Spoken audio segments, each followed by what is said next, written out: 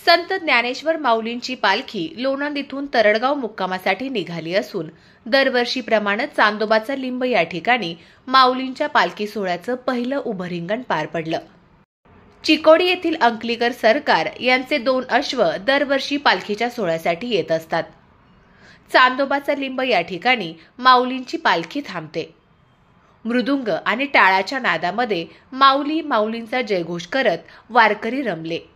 माऊलींचे अश्व वायुगतीने धावले आणि माऊली माऊलीच्या जयघोषात पहिलं उभं रिंगण संपन्न झालं। ज्ञानेश्वर महाराज पालखी सोहळ्यातील श्रीमंत उर्जितसिंह राजे शितोळे सरकार यांचे 2 मानाचे अश्व आहेत। एका अश्वावर माऊली स्थानापन्न झालेले असतात, एका अश्वावर शितोळे सरकारांचा जरीपटका घेऊन अश्वस्वार असतात। आता तरडगावच्या इथे चांदोबाच्या लिंब येथे उभं रिंगण पार पडणार आहे। या अश्वांची परंपरा 200 वर्ष होत आली। या अश्वांची परंपरा 200 वर्ष होती।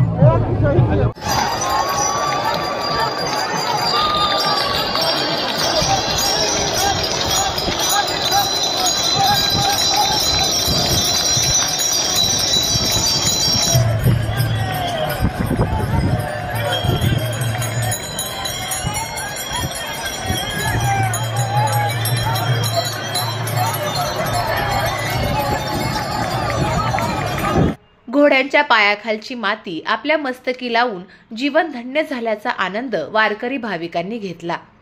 संत ज्ञानेश्वर माऊलींच्या पालखी सोहळ्याच्या बंदोबस्तासाठी सातारा जिल्ह्यात पोलीस दलाच्या वतीनं सुमारे 2000 पोलीस बंदोबस्त तैनात करण्यात आलाय।